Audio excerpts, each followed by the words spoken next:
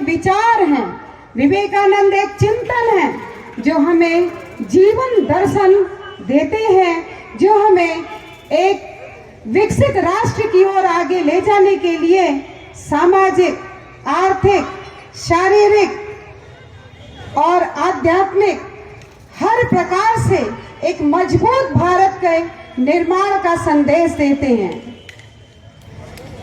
स्वामी विवेकानंद जी ने हमारे युवाओं को एक दिशा देने के लिए जीवन भर सदैव प्रयासरत रहे और भारत के निर्माण में, भारत की आजादी में उनका बहुत बड़ा रोल रहा। उस समय कम्युनिकेशन बहुत अधिक नहीं था, हम टेक्नोलॉजी में इतने आगे नहीं बढ़े थे, हमारे पास मोबाइल जैसी कोई चीज नहीं थी, लेकिन पूरा भारत देशभक्त हो चुका था और पूरे भारत में एक लहर राष्ट्र प्रेम की भावना बह चली थी। और जिसके प्रणेता यदि सोचा जाए, चिंतन किया जाए, तो बहुत बड़ा रोल हमारे स्वामी विवेकानंद जी का था, जिन्होंने राष्ट्र प्रेम की भावना जन जन में भरी थी। और सही उन्होंने कहा था कि जिसको अपने देश से प्यार नहीं है, वह व्यक्ति उस देश में रहे यह उचित नहीं है। हर व्यक्ति को अपने राष्ट्र से, अपने समाज से, अपनी संस्कृति से प्यार होना चाहिए और अपने ऊपर गर्व होना चाहिए। उन्होंने युवाओं का आह्वान करते हुए कहा था कि अपने अंदर की शक्ति को पहचानो, पहले अपना आत्मबल बढ़ाओ। जब तुम अपने ऊपर विश्वास करोगे तभी तुम ईश्वर पर भी विश्वास कर पाओगे। मैं उन्हीं की बातों को अपनी चंद लाइनों से कहना चाहूंगी।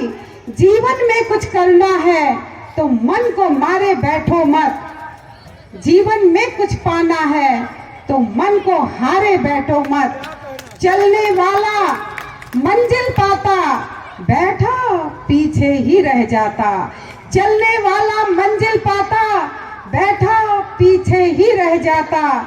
धरती चलती, तारे चलते, चांद रात भर चलता है और किरणों का उजियारा लेकर सूरज रोज निकलता है। चलो कदम से कदम बढ़ाकर, दूर किनारे बैठो मत। मेरे प्यारे भाई और बहनों, इस राष्ट्र निर्माण के लिए घर बैठो मत और इस भारत को विकसित राष्ट्र की श्रेणी में खड़ा करने के लिए हम सभी को सकारात्मक भूमिका निभानी है। इसके लिए यही कहना चाहूंगी कि सबसे पहले हमारा राष्ट्र हित, हमें अपने व्यक्तिगत स्वार्थ को त्याग देना चाहिए। सबसे पहले हमें राष्ट्र का ध्यान देना चाहिए। अगर राष्ट्र होगा तभी हमारा और आपका अस्तित्व होगा। स्वामी विवेकानंद जी को बार बार नमन करते हुए, प्रणाम करते हुए कहना चाहूंगी कि इतना बड़ा उन्होंने काम किया। पूरे विश्व में भारतीय दर्शन का, वेद का, उपनिषद का, भारतीय संस्कृति की जो गूंज उन्होंने पूरे विश्व में फैलाई, इसके लिए हम सभी उनके ऋणी रहेंगे। और हमें गर्व है कि ऐसे महापुरुष का जन्म हमारे भारतवर्ष में हुआ था, जिन्होंने आध्यात्म दोनों का संगम करते हुए व्यक्ति के विकास के लिए कहा था। ये दोनों रथ के दो पहिए हैं और दोनों की आवश्यकता जीवन के निर्माण में होनी चाहिए। आज इस भौतिकवादी युग में हमारे आगे जो युवा बैठे हैं, कहना चाहूंगी कि आगे बढ़ने के लिए, उन्नति करने के लिए केवल सिर्फ हमें अध्ययन करने की ही आवश्यकता नहीं है, केवल शिक्षा लेने की आवश्यकता नहीं है, बल्कि हमें सुसंस्कृत होने की भी आवश्यकता है, हमें शिक्षित होने की आवश्यकता है, संस्कारित होने की आवश्यकता है। जब हमारा युवा संस्कारित होगा और इस देश को आगे बढ़ाने के लिए अपने दायित्वों को समझेगा, तो निश्चित हमारा भारत देश बहुत आगे होगा। मैं अधिक समय न लेते हुए यही कहना चाहूंगी जब तक विश्व में मानव सभ्यता का अस्तित्व है, तब तक स्वामी विवेकानंद जी के विचारों की प्रासंगिकता युवाओं के निर्माण में प्रेरणा का स्रोत बनी रहेंगी।